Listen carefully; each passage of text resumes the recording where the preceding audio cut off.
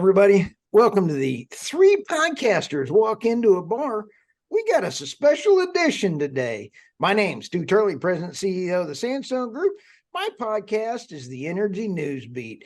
Tell you what, I got two of my compadres here, but if you ever heard about that uncle at a family reunion and he starts saying, these three guys walk into a bar, I happen to know the other two guys that walk into a bar. I'll tell you what, we've got first one coming around the corner and he's about to throw up. His name is RT Trivino, and he is a big dog over there at Pecos Operating. His podcast is actually The Crude Truth, and it's going out of the park. Hey, dude, how are you? Doing well. How are you all doing today?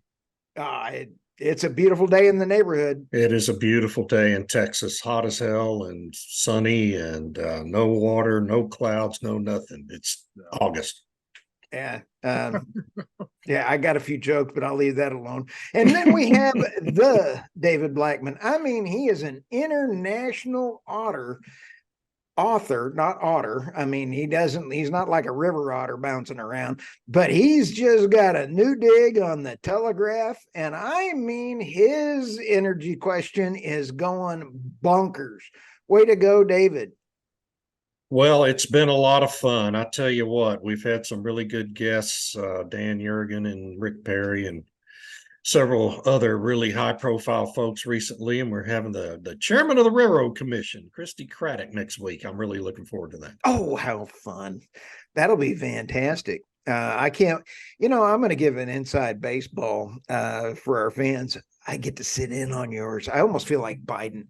I get to sit in on yours. So anyway, don't do Biden invitations on this podcast. I do a better Putin. Come on, Jack.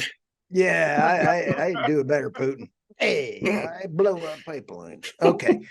So, hey, let's start out today, guys. I'll tell you what, your energy absurdity of the day, David, is I live for your absurdities. That sounds like it's the only thing that gets me out of bed in the morning, man. Yeah, I got RT and I are stalkers. I mean, we kind of like stalk you and everything else. This article in your Substack, which is energy transition absurdities, Telegraph piece, Biden's crazy electric car plan means grid collapse probably this decade. David, yeah, what were you thinking? Well, I'm just doing the math, man. Of course, that is based on the assumption that the Biden policies that are currently in place and congressional subsidies that were passed through the IRA, strictly on a party line vote by Democrats, all remain in place. The incentives they're creating and the movement in the EV industry that's being created, the subsidization of all these new electric vehicles is going to outpace the ability of the mining sector's ability to produce the critical minerals like copper and silver and nickel and right. lithium to build the batteries with. And it's going to put an enormous new load on the power grid that's going to require in just 9 years a doubling of generation capacity on our current grid that took over 140 years to build so far. In just 9 years, we're going to double that somehow, build 47,000 miles of new transmission lines, which takes forever to permit a single transmission line. Right. It took the Trans-West line 18 years to get all its permits in place, a 730-mile transmission line that was just recently finally permitted. And yet the Biden administration thinks we're going to build 47,000 miles of new transmission. It's incredible. The math doesn't work. It's setting us up for an enormous calamity in the energy sector sometime soon, within the next 5 years. If we electrified the southern border, that would carry a lot of current and we could just tap then off of that. And so any of the border states could tap in if we put a nuke down there and electrified the southern border. What do you think? I'm It not used sure the how southern that would border work. as one of the transmission lines. I don't know, Stu. That's quite a concept there. Maybe the new Trump administration will implement that. I know. I can tell on Twitter that you, David, are definitely 100% pro-Trump on Twitter. And Not really, no. yes, Not really pro-Trump, not necessarily anti-Trump. If he's the nominee, I'll support him because right. anything is better than this current bunch of nitwits that are running the country. Well, You know- speaking of this current bunch of nitwits, this article, once again, it's a great article, David, and it really shows the reality, or dare I do my own cheesy plug, it tells the crude truth on where we are with our power grid. We have a grid that, yes, it needs some love. And yes, 2 years ago here in the great state of Texas, we had a very crazy winter storm that slowed it down. Right. However, knock on wood, this year, because of all the this summer, more specifically, because of all that we've already done to update the power grid, we haven't had any major rolling blackouts here in the DFW. In fact, I don't think we've had any. Stu will get the fact checkers on that, but it just shows to where I'm a fact we checker. are. That's right. You fact check. Thank you. And so for them to sit there and just overnight or within this amount of time change the grid over to wind and solar and these unproven, unreliable, expensive forms of energy does not help out the American people at all. Yeah. All that will do is just raise the price of oil and raise the price of natural gas and raise the price of electricity that is brought in through wind and solar. And that's not the goal here. The goal is supposed to be to have inexpensive, reliable energy. And that's not something we have. And then you talk about permits. It makes me scared that I like, there are good things about being a republic. We got to get permission from landowners, mineral owners to do things. The only way this is going to get done in a 5 to 10 year plan is literally somebody come in and go, we're doing this, right, which would be authoritarian. And that is something I am not for any day of the week. And that's right where we could be headed. And that's scary, David and Stu. That's very scary. Yeah, I didn't have the room to mention it in the story I had at the Telegraph. But, the real problem with permitting and trying to speed it up is virtually all of the delays that exist in permitting have to do with laws that protect the environment. Okay. We have drastically cleaned up our environment over the last 50 years. And it's been largely because of laws that were passed during the late 60s and early 70s, the Endangered Species Act, the Clean Water Act, the Clean Air Act, the Safe Drinking Water Act, the National Environmental Policy Act, all these laws signed into law by Richard Nixon, a Republican, during that period of time, or why our environment is so incredibly much cleaner today than it was 50 years ago. And unfortunately, fewer and fewer of our population has the perspective anymore to understand that. We have kids in school now who are being brainwashed to believe they're growing up in a dirty, filthy environment. They're growing up in the cleanest environment in the United States of America in its history. And no one is telling them this. I tell my grandkids that, and they look at me like I just got off a spaceship from Mars. But they're willing to listen to me and gain an understanding of it. But very few kids have anyone in their life who's willing to tell them that truth. You are absolutely right, David. And I need to take that into consideration whenever I'm talking to people. It's like, this is the cleanest that the United States has been in a very long time.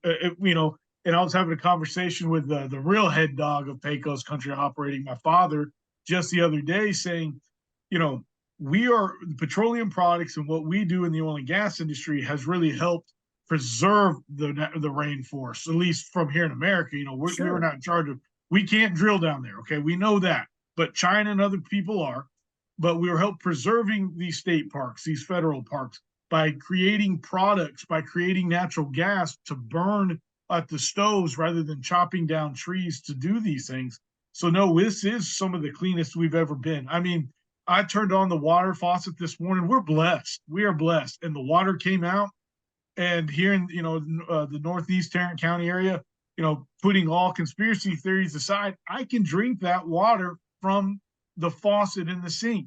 But yet I got one of those Brita things and put my, underneath, and it's like, wow, we are lucky. Like, we are so fortunate, guys. And so for all those people out there, you're absolutely right, that are trying to teach our children that we live in a dirty place. That's just terrible, Yeah, It is. And I didn't even make the point I was going to make, which is that if you want to speed up permitting, you have to make major changes and reductions in those protections, those environmental protections from those laws.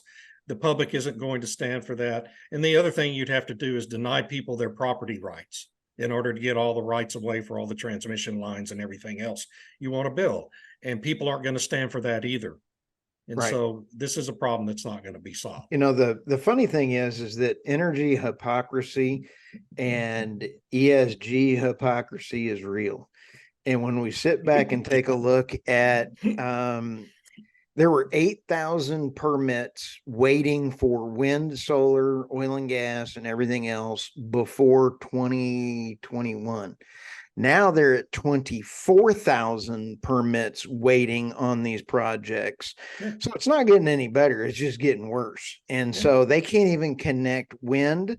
They can't connect solar. They can build them. They can sit there, and then they're not going to do it. And then the ESG hypocrisy, guys, this whale story is huge. It is driving me. And I know that you're trying to get Schellenberger on, David, and he is really leading that charge. I can't wait to see yours.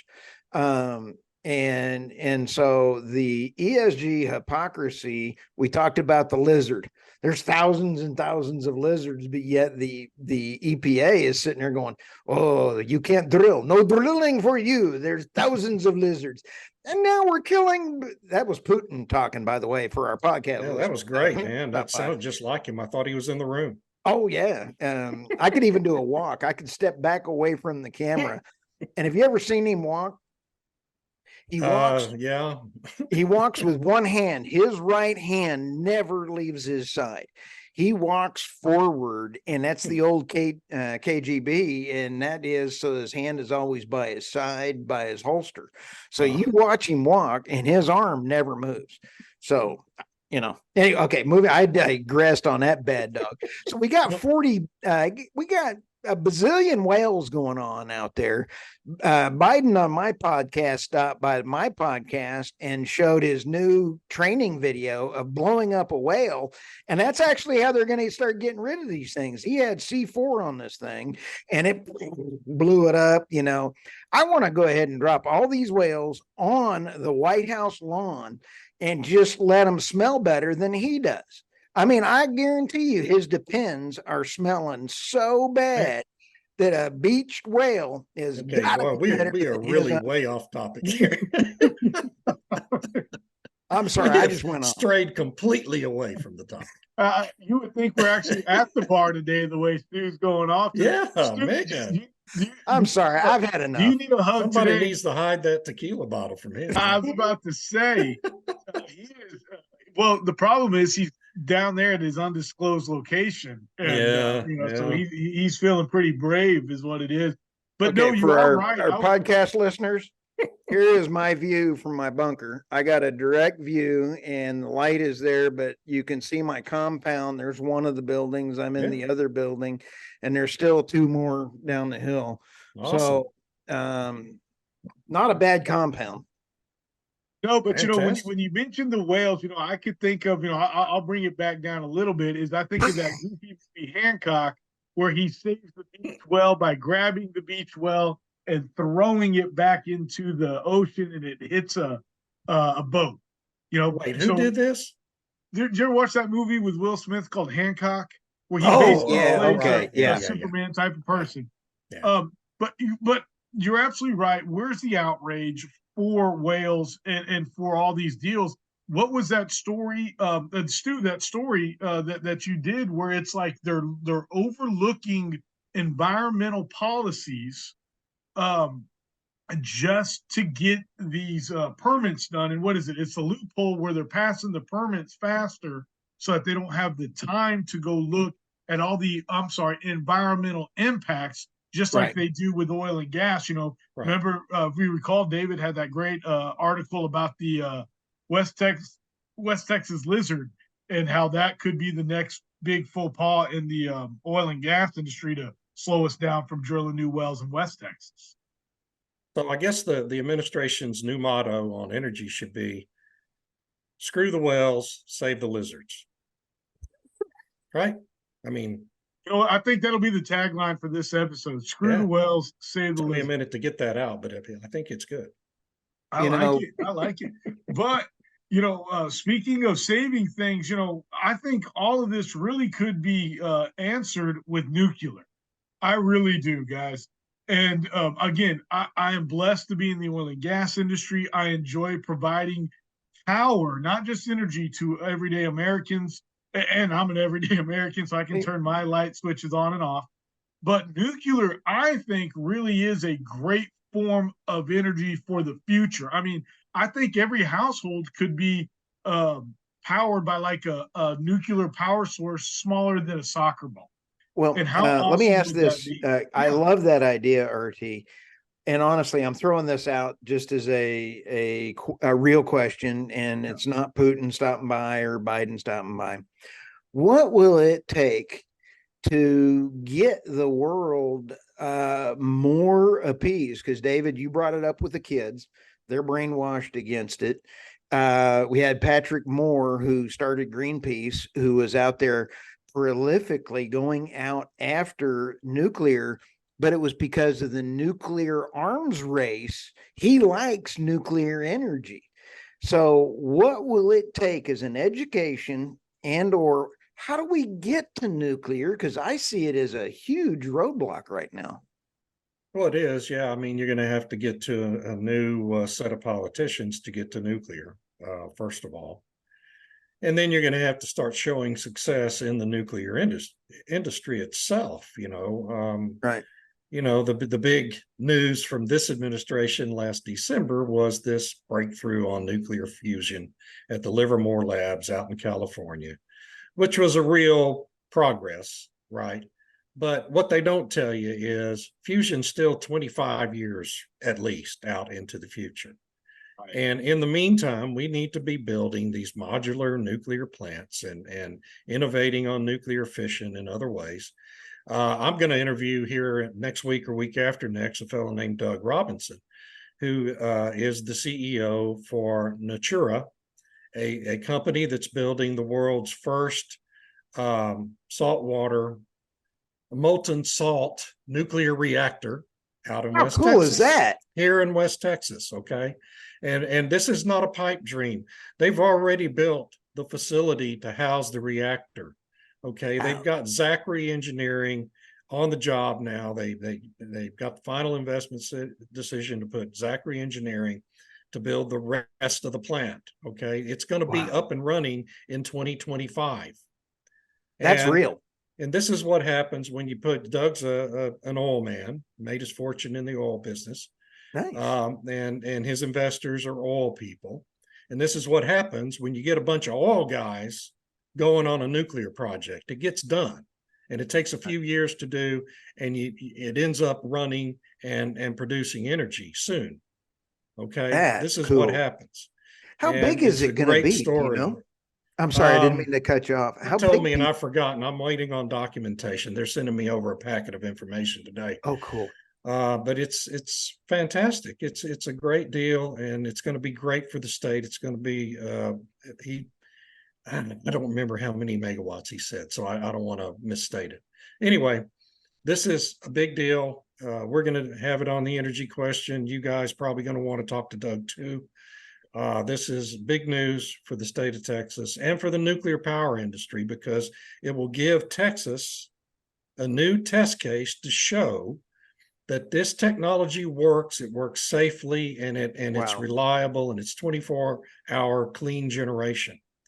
And so I'm excited about it. I can't wait to talk to Doug. Well, in Texas, and I want to ask this, I believe we have two locations, 4 reactors, and it's ballparkish 4% of our base load. Yeah, I think it's 4 gigawatts, 4,000 megawatts total. Comanche Peak, outside of Glen Rose and South Texas nuclear project down on the coast. I think they're two gigs each. Wow. And lifespan, lifespan of a nuke can be 60 years. Lifespan of a windmill farm, and you've heard me say this, 8 years. Yeah. I tell you what, it's nothing more than it gave me goosebumps listening to that right there. Talk about this new nuclear power plant, and the reason why is because we lead. God bless Texas is the reason. God bless Texas. You're right about we that. lead the charge here in Texas, and so for all our listeners out there, yes, we are here in the great state of Texas, and but we're leading the charge not only in oil and gas, but also in wind and solar. We're the largest wind producer. We're the largest solar producer. Well, somewhat solar producer. We're the fastest growing solar producer. We're larger than any state other than California. Yes, sir. Yeah. And then for us to do this also, which is a game changer, and that's I had an article on my Substack, the Crude Truth article, talking about nuclear, and it's really all about the cost more than it is anything else about getting these power plants put up. And the fact, David, and I love what you said, where the goosebumps came in is like, hey, you get some oil and gas guys, you put their heads together, and they're going to make something happen. And by God, we have to do that. And so I'm just so excited for that interview to come out and hear more about it, David. So that's awesome. Me too. Of course, the other thing that's going to boom in Texas is geothermal. With this new technology that you don't have to be close to a damn volcano to generate geothermal. That's always been the limiter, right? Now you can generate geothermal from any underground formation that produces at least 500 degree Fahrenheit heat, right, as a heat source. And so that's going to be it's going to be a big deal in Texas. And again, zero emission, and it's 24 hours. Was it Dubai or the UAE that just opened up 2 geothermal that was done by their oil company, and it's going to provide enough energy for a small city? I mean, they just opened them up. I hadn't seen that, but I don't doubt it. I mean, that's pretty darn cool. That technology is transferable anywhere, right? And I love our EMP operators that can pick it up. I mean, RT will be drilling some geothermal on your next well, baby. I think it is the future. In fact, another shameless plug. I just got done interviewing Joseph Batir and brought back Trey Cortez to the Crude Truth to talk about geothermal energy. Good. And Joseph really had some great things to say about it.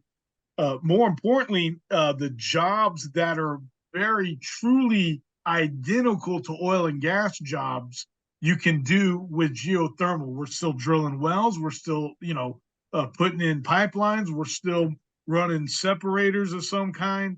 So it's just and in fact, you could even produce oil, gas, and hot water at the same time from the same well.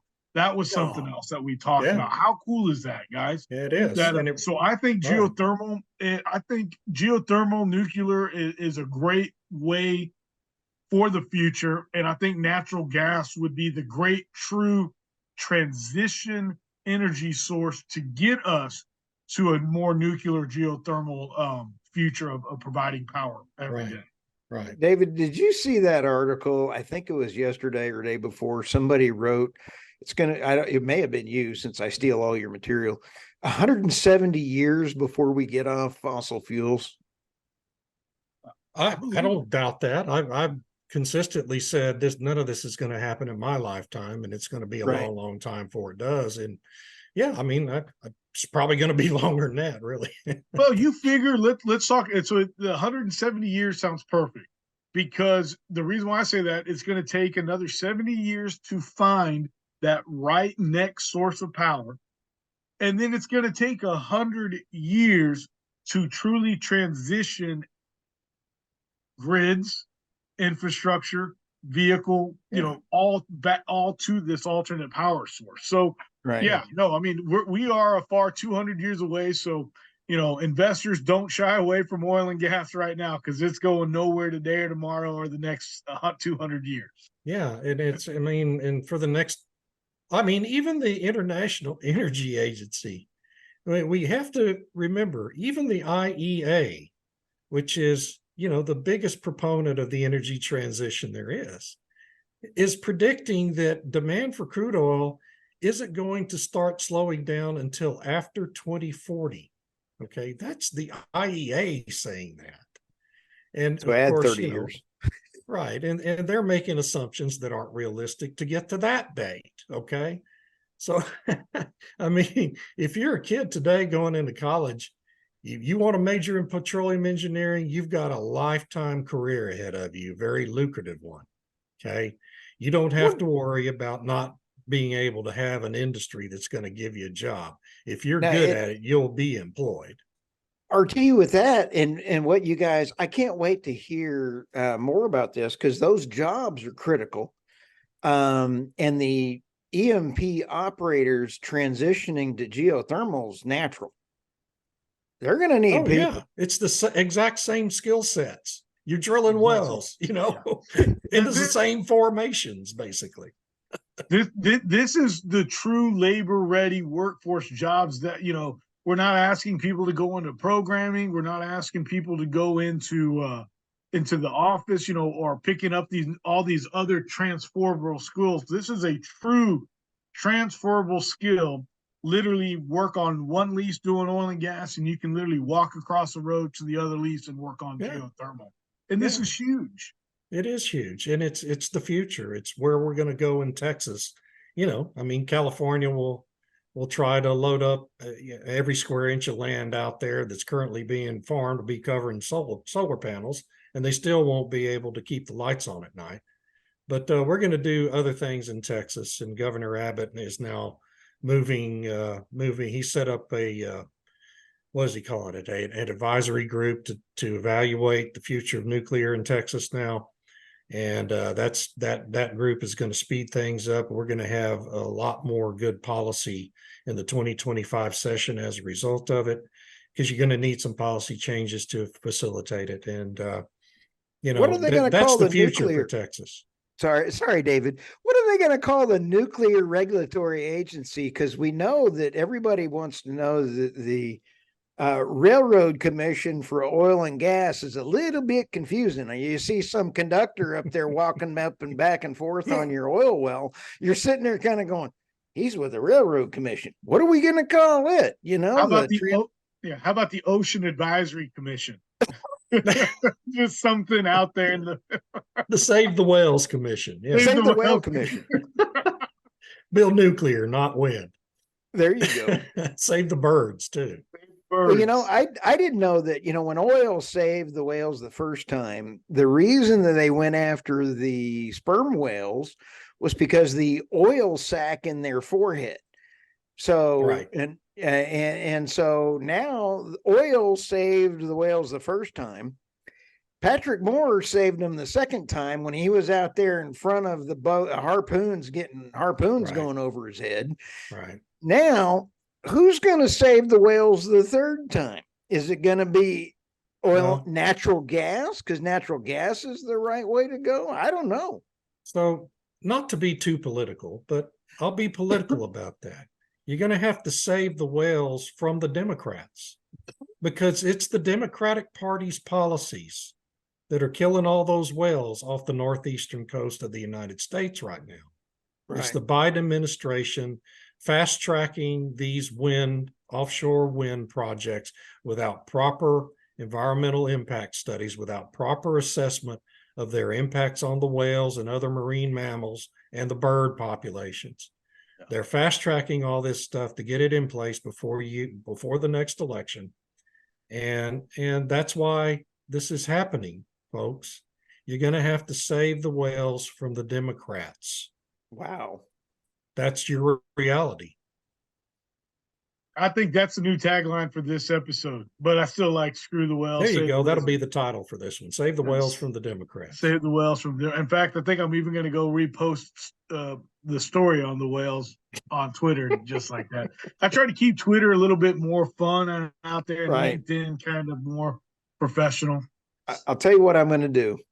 I'm going to ask the producer of this to slide in the new Biden training video that I used in my other one. And it, just a little inside baseball. This was 50 years ago when a whale beached up on the shore, and the transportation department, which would be Mayor Pete if we did it this time, came in and they loaded up C4 under this thing. And the announcer was just as funny as yeah, that's and right. he said, and we all went over here, and then all of a sudden he goes, we had to stop filming because the blubber was flying around everywhere. Yeah, everybody got sprayed with all the detritus. Yeah. And then they showed a Cadillac that was just mauled by a big piece of whale. What could possibly go wrong with this plan? Now, that's emblematic of the whole Biden energy policy there. And so I found a secret that it was at Mayor Pete's office, that it was the new training video. So I'll have them put this in this episode. Yeah, let's do that. That's awesome. That's perfect. So, hey, we got about 5 more minutes, guys. Our show is going through the roof. I appreciate every one of our listeners. Your 2 shows are going through the roof as well, too. So hats off. I don't want to gross everybody out, but I'm not taking mine off. Hairline. But hats off to you guys for having some outstanding shows, outstanding guests. And I feel so blessed and wonderful to hang with you guys on all that. So I congratulate you. RT, how do people find you? Please, go to pcoperating.com or our LinkedIn at just Rey Trivino III, or even email me or check out my YouTube at thecrudetruth.com. Or that's my website, thecrudetruth.com. Sounds great. And David, tell us a little bit about you on how to find you. You can find everything you would ever want to know about me on my Substack, which is blackmon.substack.com, or you can just Google energy transition absurdities, and my old face will come popping up at you. That's frightening, but I love it. It is. And I'll tell you what, I love everything you guys got going on. I want to do a little shameless plug here for the Energy News Beat. We're still getting between 20,000 and 60,000 people a day on the site, and it's just going nutty. So Fantastic. Go to energynewsbeat.com and you can see all of our podcasts there. So with that, give us a shout, give us a question. We're going to start reading the questions that come in as some of our fun things that we talk about in the future. We're going to be live more often and some other things. And we're going to just absolutely invite folks to come to the bar with us. And Ray will be buying everybody around. So Ray, it's on you next time. We'll be looking for sponsors for 3 podcasts. We need sponsors for that. Come on, people. Step up to the plate. With that, we're going to call it a day here, and we're off and running. Thank you, everybody. All right. Thank y'all. Thank you.